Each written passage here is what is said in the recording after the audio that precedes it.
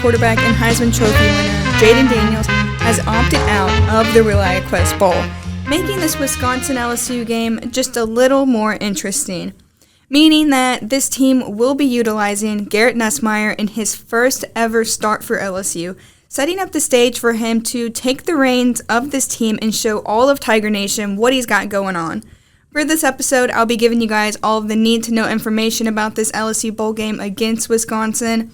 Then, to end the show, I'm going to be bringing on Matt LePay, the voice of the Wisconsin Badgers, along with the news and sports director of the Louisiana Radio Network, Jeff Palermo, and the assistant editor of Tiger Rag, William Weathers, to talk about the Badgers and how they're getting ready for this bowl game and his thoughts overall of this game. This is Camryn Conner, your host with Tiger Rag Audibles podcast. And before we jump into bowl talk and how this game could lead to another 10-win season for Brian Kelly and building an elite LSU football program and his 7th consecutive 10-win season, I would like to thank our sponsor, Pawpaw's Campers and Cars. That's pawpawsrvs.com, 1-800-728-CAMP, 1-800-728-2267. Hey neighbors, we're not that far from where you are. Make that short drive to Pawpaw's Campers in Picayune and see our Wildwood, Catalina, Sportsman, and Zinger trailer lines and our Rockwood and Heritage Glen fifth wheel lines. From Houma to Hammond, Biloxi to Jackson, and Mobile and Pensacola, we're not that far from where you are. Come and see us. You're gonna love the way we deal. Pawpaw's Camper City and Picayune. You're gonna love the way we deal.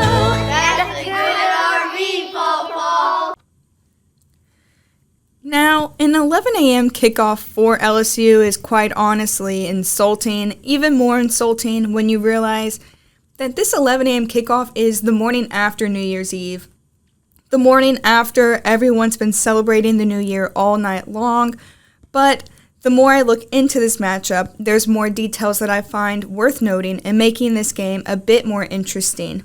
Now that Jayden Daniels has officially opted out of this bowl game, LSU is left without their star quarterback they've had all season, leaving LSU with a primarily new team with a new quarterback. Garrett Nussmeier is getting ready to take the reins and showing Tiger fans what exactly he's capable of and give a glimpse of the future 2024 season. Because, as we know, if y'all remember, last year's Cheez-It Citrus Bowl game against Purdue, where LSU, of course, won 63-7, LSU utilized this game as the first of the 2023 season to showcase what the team was going to be looking like. So, in many respects, LSU isn't so much capping off the 2023 season with this Reliaquest game. It's more so the first glimpse fans will be seeing of the 2024 season, even though Malik Neighbors and Brian Thomas are going to be in this game and not being at LSU next season since they're likely first-round draft picks. Outside of the LSU quarterback situation, there are a few other factors that make this Big Ten SEC matchup interesting. The Tigers and the Badgers have only played against each other 4 times, LSU having won 3 of those games, LSU owning this series. Starting all the way back in 1971, under head coach Charlie Mack, LSU came out with the win against Wisconsin with the final score of 38-28. LSU's quarterback at the time, Paul Lyons, rushed for 139 yards and 3 touchdowns, threw for 165 yards and 1 touchdown. The next time these two teams met up, it was the following year in 1972. This time around, the Badgers made their way down to Death Valley in search of revenge against the Tigers, and as we all know, Death Valley is the place where dreams go to die for opponents. LSU beat Wisconsin with its largest victory in the series with a final score of 27-7. After a little over 40 years later, it was destined for the Tigers and the Badgers to meet up again in 2014. Both teams traveled to Houston to play on neutral grounds. Although the neutral grounds didn't seem to deter LSU as they won 28-24 with an amazing 80-yard catch and run by wide receiver Traven Durrell, and they met again just 2 years later in the start of the 2016 season when the Wisconsin Badgers undoubtedly upset number 5 LSU in a 16-14 game. Wisconsin contained LSU to 257 yards on the day, and the Tigers only allowed 339. This game setting in motion the firing of LSU head coach Les Miles only 3 weeks later. Another thing I find interesting with this matchup is the ties LSU has with Wisconsin. You know, it's weird how small the world is, and it's when you're thinking about the coaching world, it seems to get even smaller. Both LSU head coach Brian Kelly and Wisconsin's head coach Luke Fickell are both former University of Cincinnati head coaches. Coach Kelly left Cincinnati to become the coach at Notre Dame, and then eventually, as we all know, the head coach at LSU. Fickell left Cincinnati to become the head coach at Wisconsin, where he obviously still is. During Fickell's last full season with Cincinnati in 2021, he brought the Bearcats to the college football playoffs to go up against Alabama, where Alabama does what Alabama does and beat Cincinnati Bearcats 27-6. Dave Aranda, who was LSU's defensive coordinator from 2016 to 2019 and helped LSU win a national championship, was also at Wisconsin as a defensive coordinator from 2013 to 2015. And something else that ties Coach Kelly and Coach Fickell is that Coach Kelly's offensive coordinator, Mike Denbrock, left Fickell's Cincinnati staff to join Kelly in Baton Rouge. Tiger fans and Wisconsin fans are both traveling fans, so there's a strong expectation that this New Year's Day bowl game will be lively with fans ringing in the new year all day long. Of course, LSU trying to stay ahead in this series and Wisconsin trying to repeat history and beat LSU for a second time. Now, here's more from Jeff William and Matt LePay, who is the voice of the Wisconsin Badgers. Joining us now, he's the voice of the Wisconsin Badgers. Matt LePay joins us on Tiger Rag Radio as we look ahead to the Reliaquest Bowl between the Tigers and the Badgers on New Year's Day at 11 a.m. Matt, thanks a lot for joining us on the show. Give us an idea of the excitement level there in Badger Town as far as this game. I can tell you here for LSU, it's pretty lukewarm, but maybe things are a little more jazzed up for Luke Fickell after his first season there in Madison. Yeah, it's been a strange year up here. I mean, there was a lot of excitement going into the year with Luke Fickell, his new staff, and then it was a season of a lot of ups and downs. They ended up 7-5 overall and won 5 games in the Big Ten. I think the biggest thing was there was surprise that Wisconsin's playing on New Year's Day. I think most people around here thought they would be going to the Music City Bowl. And I think there's, anytime when you live in the upper Midwest and you have a chance to go to the Gulf Coast for a few days in late December, early January, there's excitement about that. But I would also tell you, not knowing who's going to actually be on the field on New Year's Day, but if both teams are close to having their front line group out there, there's some nervousness here, knowing how explosive LSU's offense has been all season long. Hey, Matt, this is William, and you mentioned an up and down season. I wanted to kind of touch on that because obviously a terrific 4-1 start. Wisconsin's got a nice postseason history, and that was obviously in peril until the end. And they finished with the wins over Nebraska and Minnesota. Could you sense a sense of urgency amongst the program to keep that going? And I'm sure it's a nice boost that the program will touch in playing postseason play. Excuse me. Yeah, that is something that they have taken pride in here, and we know that making bowl games maybe not quite as big of a deal as it was back in the old days, but still it tells you that you haven't had that true train wreck of a season. Where you've lost, more games than you've won and that type of thing.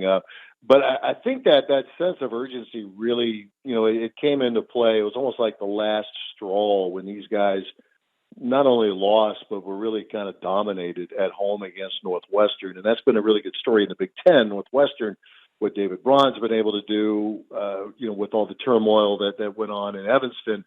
But for Wisconsin, it was embarrassing to get pushed around in your home stadium, and a couple of players were very outspoken about it. Hunter Wohler, a really good safety in this Wisconsin defense, and Tanner Mordecai, the quarterback, where they basically told the media after the game that they're going to find out who really wants to play and be here in the long run. And, it's one thing for a coach to call out players, but when players are speaking up in a point blank manner, the way those two guys were, really assuming a leadership role. And then they came out and played well enough against Nebraska, and then beat their rival Minnesota. So I think getting into a bowl game, that means a lot for these guys. But more importantly, they just became that team that was more physical, maybe than the opponents in each of the last two games. They've overcome slow starts far more often than not, and that certainly was the case against Nebraska and Minnesota. But once they got their footing, they were really able to kind of hammer away at the defenses and wear them down a little bit. And what we've seen with Wisconsin football over the last 30-some years, that's when they're at their best. They came in with this air raid tag with what they were doing offensively. But the bottom line is when they're able to run the ball, then that's when they're at their best. Talking with Matt LePay, who is the voice of the Wisconsin Badgers. Matt, tell us a little bit about Tanner Mordecai. I know he's been there for a while. I know he also got hurt this season. Give us a sense of how good he is. Really tough guy, and I think the statistics don't tell you much of the story. I mean, he came in here his last 2 years at SMU. He threw for 72 touchdowns, so there was a thought that he could come into Wisconsin and break a lot of single-season passing records, and that didn't turn out to be the case. The receiving core had its ups and downs, I think, to put it mildly. Will Pauling is a really good slot receiver, and some other guys stepped up as well.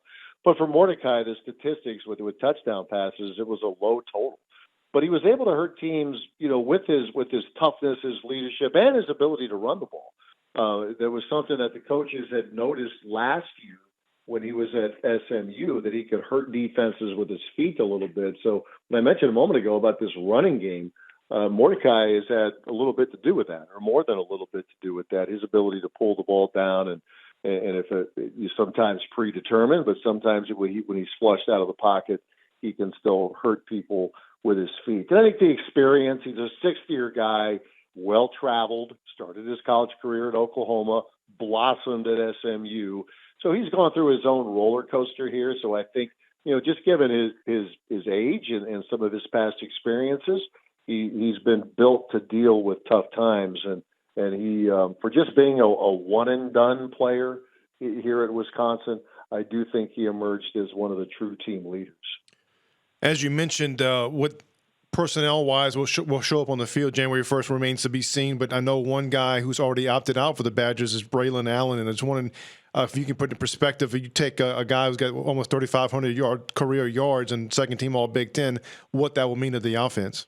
Well, it's going to mean quite a bit. I mean, he had to miss some time during the season, and that affected what they wanted to do. Braylon, in 3 years at Wisconsin, really put together a terrific career, especially as a freshman and a sophomore, where opposing defenses just didn't have much respect for Wisconsin's ability to move the ball through the air. I mean, everybody knew that if Wisconsin was going to get something going offensively, it most likely was going to be in large part, for the most part, because of Braylon Allen, and he still put up really good numbers. And he finished his career with a big game against Minnesota at the end of November. That was probably a good game for him to go out on, as he's going to get ready for the draft. So, yeah, that's part of this with bowl season now. Teams can look quite a bit different in the bowl game compared to how they looked at the end of the regular season. And not having Braylon Allen that's a hit, certainly. And then they lost their other really good running back early in the year, Ches Malusi, transfer from Clemson, but he's been in the Wisconsin program now for 3 years. He got hurt early in the year at Purdue. So, they're without their top two running backs, what they thought would be one of the better tandems going into the year. So it'll be interesting to see how Wisconsin is going to be able to run the ball without someone like Braylon Allen in the backfield. Matt, tell us about Luke Fickell in the first season. You mentioned ups and downs, but is there a lot of optimism there in Wisconsin that he can bring the Badgers back to Big Ten glory? Yeah, I think there is. Certainly there was some disappointment with the fan base this season, but I think as we've seen in college football, we've all been around it here for a little bit. when there is a coaching change, it's pretty hard to just snap your fingers and all of a sudden be great. As much as you would like it to be as a fan, and in media get excited about recruiting and who they're bringing in and this, that, and the other. Yeah, I think it's going to take some time for him to, get the kind of guys that fit their system, what they want to do. I think they're off to a pretty good start doing that. The way they finished the season, I think, is a really good sign. But knowing what Fickell did at Cincinnati, taking a program there and getting him into the college football playoff, I think that there's still a belief that this guy can be a really good fit here at Wisconsin, and will be able to get this team at least in the conversation next year and beyond of being one of those 12 teams to get into the playoff. But I think there was a dose of reality this year, is that this might take a little bit longer than people thought this time a year ago. Matt, thanks a lot for the time. Happy holidays, safe trip to Tampa, and maybe we'll talk down the road, maybe to preview a playoff game here in the near future. That sounds like a plan. I'd like to do that. You guys take care. Have a great holiday and a great new year. People come from everywhere to Pawpaw's Campers and Cars. Only Pawpaw's Campers and Shit is Pawpaw's Campers and Cars are people. And we're going to let it go for I forgot. Take the whole family over to Picayune. We got something for you. All right. What else we going to say? PawpawsNicePrice.com. That's probably all we need to say. All right, that's it for today's episode. Thank you to Jeff and William for bringing on Matt for this episode. This is Camryn Conner, your host, and I hope you guys have a happy and safe New Year's. Stay tuned with us at TigerRag.com for more updates to come on this bowl game and more LSU sports news. Before I go, I'd like to thank our sponsor, Pawpaw's Campers and Cars. That's pawpawsrvs.com, 1-800-728-CAMP, 1-800-728-2267.